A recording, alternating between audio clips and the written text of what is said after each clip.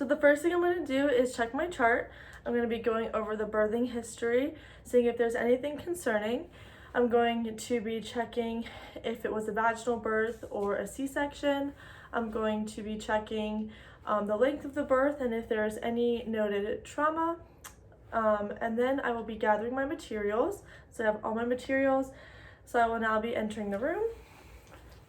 Knock, knock, and then I'll introduce myself to both the newborn and the patient. So I'll say, hello, my name is Allie.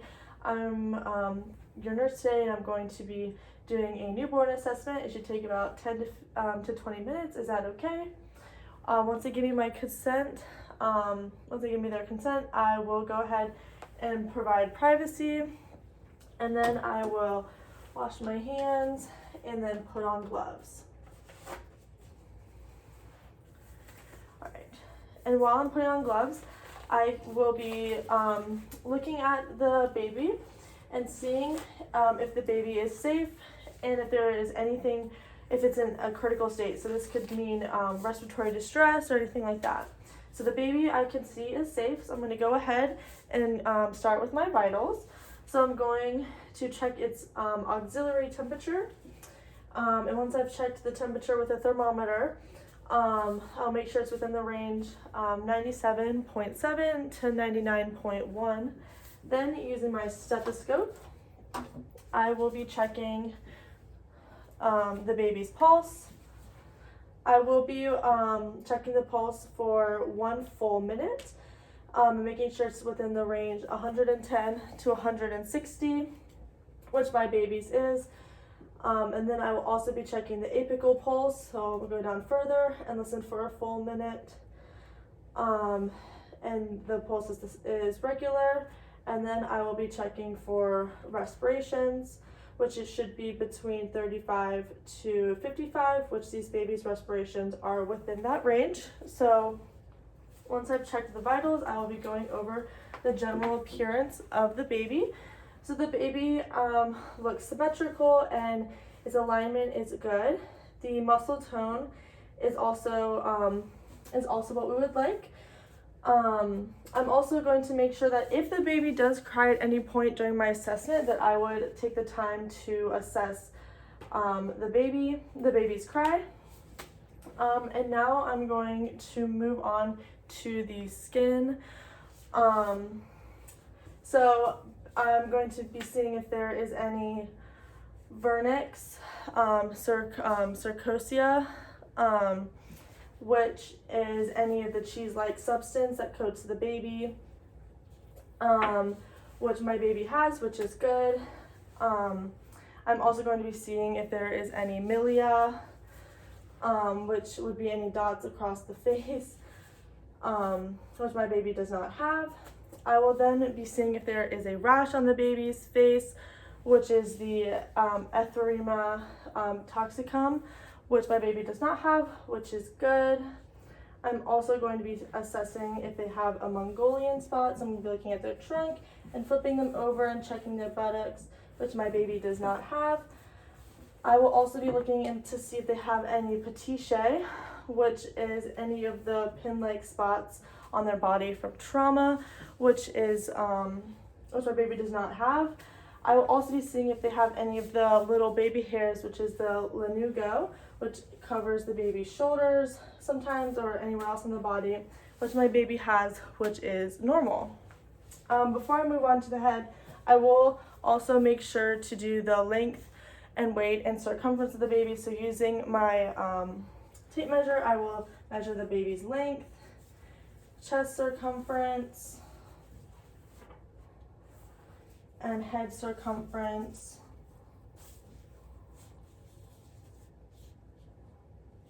The head circumference should be larger than the chest circumference. And then I will go and take the baby and weigh the baby. And now I will move on to my head assessment. So first, I will feel the baby's fontanelles. I will be palpating the anterior and posterior fontanelle, feeling for any bulging or sunkenness, which my baby does not have, which is good. I will be checking for cephal hematoma, molding, to see if there's any trauma, and I'll also be assessing for cuppet, which my baby does not have. So from there, I will be assessing my baby's face to make sure that it is symmetrical, which it is, which is what we would like to see. I will also be assessing the baby's eyes. So I will be looking at the baby's eyes, their iris, to see what color it is. Babies typically don't gain color in their iris for the first weeks to months. My baby's iris is blue, which is normal. It's either gray or bluish, so that is normal. I will then be checking for perilla, so using my pen light, I will be checking for perilla.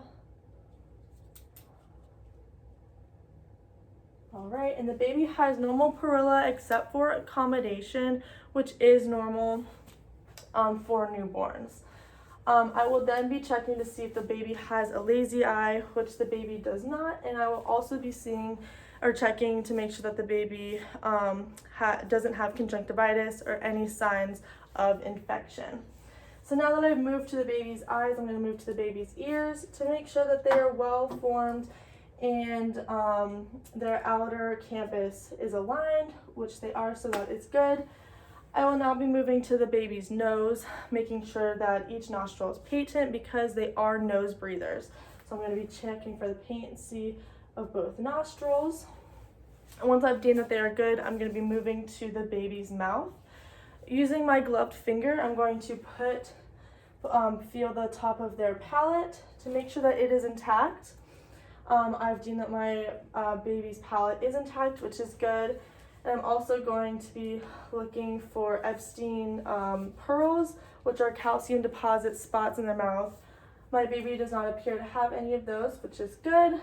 I will need to assess my baby for their ability to swallow and suck, and also that reflex. But at this time, I would wait and assess that for once they are breastfeeding, to be able to more accurately assess that. I will now move to the baby's neck and clavicle. The baby has a defined neck, and when I palpate the baby's clavicle, I can feel that it is intact, which is what we would like to see. I'm now going to move to the baby's chest. So with my stethoscope, I'm going to first listen to their lung sounds.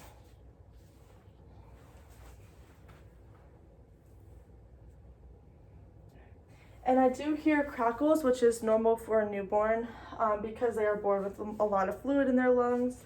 At this, I already checked their apical pulse, but at this time I will check for a murmur. All right, and I don't hear a murmur, which is good.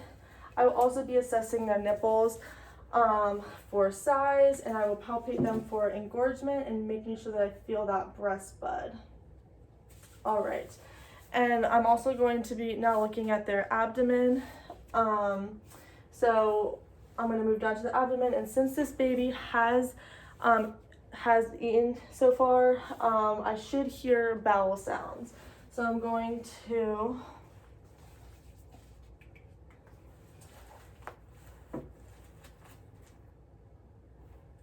I'm listening for bowel sounds. And I do hear bowel sounds, like I said, is normal once they've eaten. I'm also going to pull down the diaper and look at their umbilical cord. I'm going to be assessing both arteries and the vein for any signs of infection, which I do not see any signs, which is good. At this time, I would then ask the parents for to tell me about their baby's elimination pattern and voiding elimination patterns. So I'd ask them if the baby has voided, which they have let me know that the baby has had wet diapers and that the baby has had bowel movement. Once I ask about the bowel movement, I'll ask them if the baby's poop was tarry, to see if it was that meconium, which the parents informed me that they did have that meconium poop, which is what we would like to see. All right, and now I'm going to move on to the genitals. All right, so I'm going to take off the diaper for this, and I'm going to look down And since this baby is a girl, I'm going to see if there's any discharge and see if the labia covers the clitoris. So the baby does have the labias covering the clitoris and does not have any discharge. All right, and I'm gonna put diaper on loosely because when I do the back, I'm gonna be looking at the anus. All right, so I will be looking for alignment of the spinal cord, and I'm going to be palpating for any spaces. And then again, with that loose diaper, I'm going to pull down and check for their anus patency and run my fingers across their anus, and the baby's anus will contract, which is what we would like to see. And since we're dealing with alignment, I did also check the alignment of the baby, the symmetry, and also of their chest. Check for the symmetry of their chest, the appearance and size, which does look good. All right. And now I'm going to move on to the extremities. So when I look at the baby's extremities, I'm going to be making sure the muscle tone is what we would like it to be.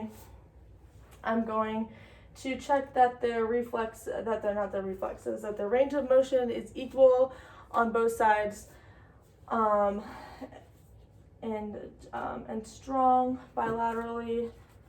So I'm going to be moving, making sure everything is equal. My baby is very flexible. All right. And then I will be checking to make sure the hip is not dislocated. So I'm going to be putting my hand on the outer side of their hip, putting the leg in and out and feeling for a pop. I don't feel a pop on either side, which is good, which is what we don't want to see a pop.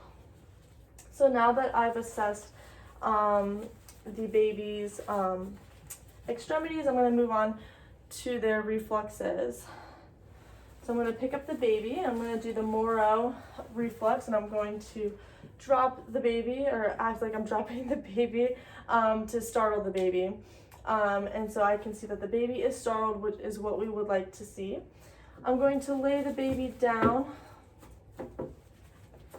and check other reflexes. I'm going to first check the baby's tonic reflex. I'm going to put the baby's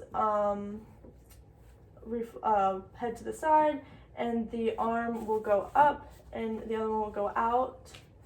It's that way, out and up, and then it will switch, which is what we would like to see. I'm going to assess their palmar reflex, so put my fingers in the baby's palms, and the fingers will curl over my fingers.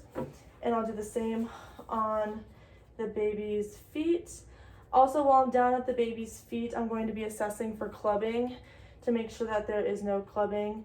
And then I'm going to do the patellar reflex, which when I put my fingers down here, the toes will curl.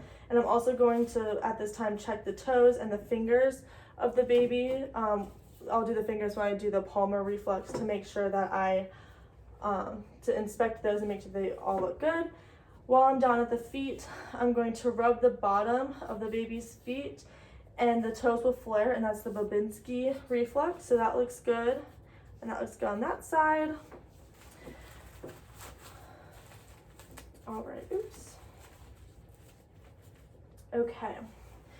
And then I'm going to be doing the rooting reflex. I'm going to be rubbing the cheek of the baby, and the head will curl to my side. I'll do that on both sides. Curl. And I will also be doing that to their side. The gallant reflex, where I rub their side and the baby curls to that side, and the baby curls to the other side. All right. And now that I have done that, I'm going to check the baby's behavioral status. So once the baby is resting and they're asleep, I'm going to be checking if they are in deep sleeping or if they are light sleeping when they're awake, if they're drowsy, if they're quiet, active, or if they are quiet alert or active alert. And then the last thing is just assessing the intensity of their cry.